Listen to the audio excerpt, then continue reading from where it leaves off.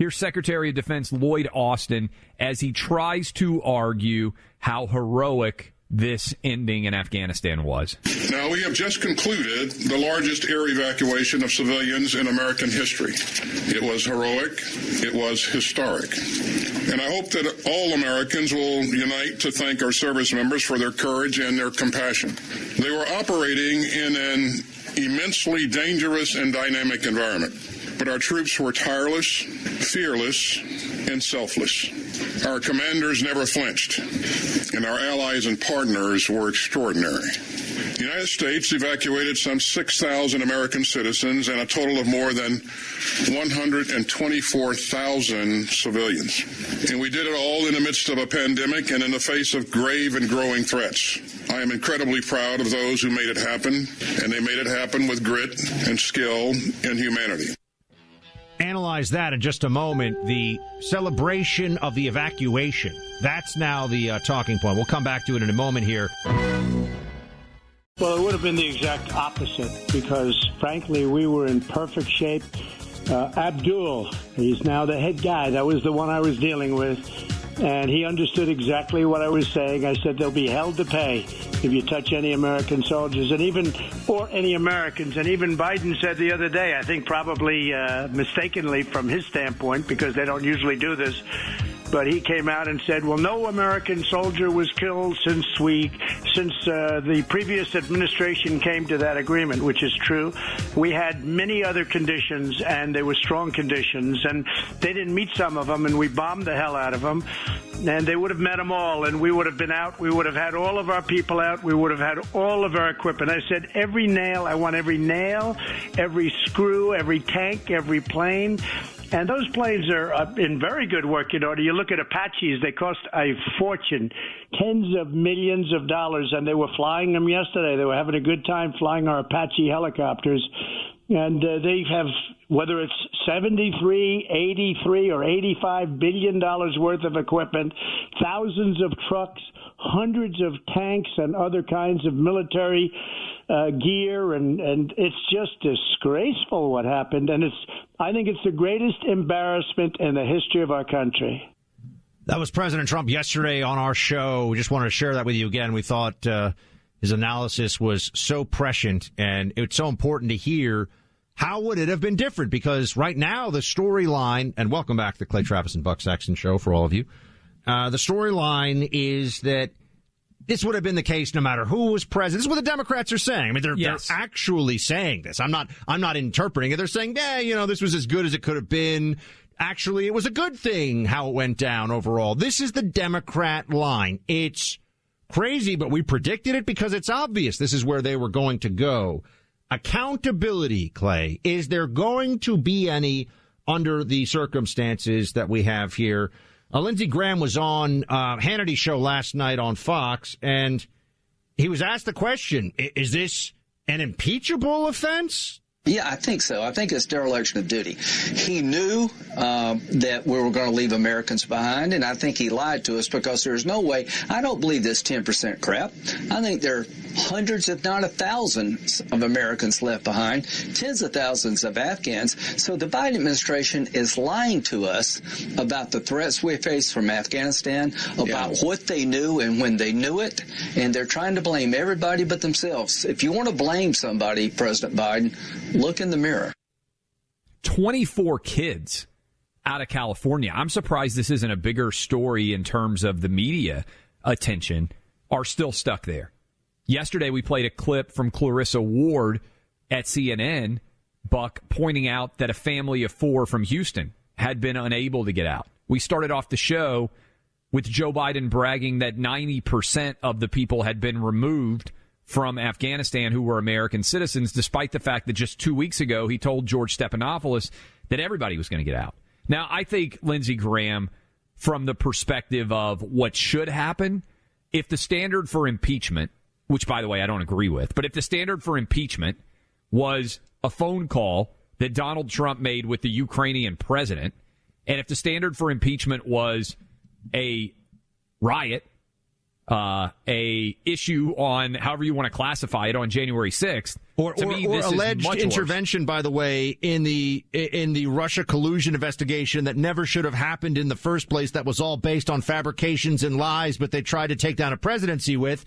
Sorry. Then that is the standard, right? And that's unfortunate because I do think in general, all of this is a sideshow because the idea that you're going to get 67 senators who are going to vote for a president to be removed is a laughing stock, right? And we haven't seen it. We didn't have it with Bill Clinton. We didn't have it with Donald Trump. If there were an impeachment with Joe Biden, the consistency of the standard would at least be being applied, but the result would be the same. We would spend months arguing, and then nothing would change. Isn't it amazing that on the issue of a resignation, you know, because you're right. Look, Biden's not going to be impeached and removed from office. We all know it. I mean, the guy could pull off his head. We find out that he's actually a member of an alien species of lizards or something, and you'd have MSNBC saying, you know, look, he's doing a great job. They wouldn't care, yes. Right? It wouldn't matter. Right. There's nothing he could do that would make the Democrats want him to be gone, or that they would take him out of office voluntarily. But as for the resignation point, because we have these generals, the chairman of the Joint Chiefs of Staff, Milley, the Secretary of Defense, former four-star General Lloyd Austin, who I remember actually briefing him in Iraq a long time ago. Yeah, we talked about that. Yeah. You remember him. You don't think he remembers you. Oh, no. I was just another guy wearing a T-shirt with some sunglasses on. Yes. Being like, hello, sir. My name is beep. You know, can't say what my name is. He might know you now. No. They can know me now. That's true. Yeah, that's true. But anyway, I'm just kidding about this. Of course, they could know my name. I'm an American citizen. They were cleared for everything. But it was supposed to be a spy joke. Anyway, the point being, Clay, resignations. What do you resign for in this country? What are you forced to resign for? Not sending senior citizens into nursing homes to die by the thousands. That's not why Governor Cuomo resigned. But sexually inappropriate comments and some alleged touching of subordinates. That's what you resign for. What do you resign for in the military?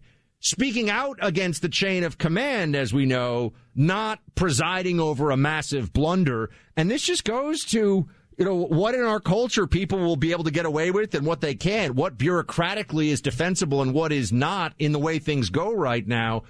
It feels like there's no accountability because a lot of people don't really, you know, they don't care about the big things. They care about the hashtags. They care about what's going to get them love on social media from their friends. Yeah, and there's no chance that Biden is going to be forced out of office over this. And by the way, we polled this last week, and 74% of our audience would rather have Joe Biden in office right now than they would Kamala Harris. So even if that were going to occur. But I think the dishonesty of the media is being put to the forefront here, because there's no demand for consequences. There's no head on a platter that is being forced to be brought to bear and take the blame for what happened in Afghanistan. And that's not even being discussed in any kind of significant fashion. Instead, you got Joe Biden just being able to lie. Same thing going on with the Defense Secretary Austin, with Milley, with everybody else. They're trying to focus on this and argue that it's a success, which is a blatant lie. Right, but also that goes to the resignations point. Because how could you be arguing, as they are, that this is a big success and people are resigning over it? So it just turns into, I always used to say the CIA, the intel community was a giant self-licking ice cream cone, right? Always took care of itself, always first and foremost interested in its own prerogatives, what it's doing, its pay and its perks. And what you see here is that the narrative requires for this White House no resignations, because how could you resign over a catastrophic success, Clay? Because I guess that's what this is. It's funny. That's a great phrase, because Biden tried to, in his address yesterday, simultaneously say he had no options because of the deal that Donald Trump had made, and so his hands were tied, and then also claim success for the plan. Did you notice that? Like, he was arguing two different things simultaneously. If the plan's so bad and you had no other options, why should you get to claim the success for it? And by the way, we all know, because he did 100 executive orders or whatever else, the moment Biden walked into the White House, he started reversing many of the decisions that had been made by Donald Trump. he had plenty of time to change this outcome if he didn't want to follow it. Instead, he wants to be able to blame Trump while simultaneously taking credit for the success. Biden wants to have his ice cream and eat it too. We know this in general, and certainly on this issue. On this issue, he is telling us that if we didn't draw down in this way, if we didn't have the exit, Clay, we faced a Taliban military onslaught that would have forced U.S. troops to go into the front lines and be fighting again, just like our Marines did in Helmand, just like our soldiers and airmen have been doing in Afghanistan for 20 years on and off, depending on the time period. But he says that, but then he also says that it's Trump's fault for putting us on this. So which is it? Was the Taliban ascending to the point where you couldn't stay without an escalation into a major war? Or is it that Joe Biden made the right? It's all self-contradictory, but they're hoping to obscure things enough that the takeaway will be, okay, the war's over, so nothing matters about how it happened, and then Joe Biden's poll numbers start to go up again. That's what they're planning for. I don't think Biden is even smart enough or functionally cognizant enough to recognize all of those conflicts.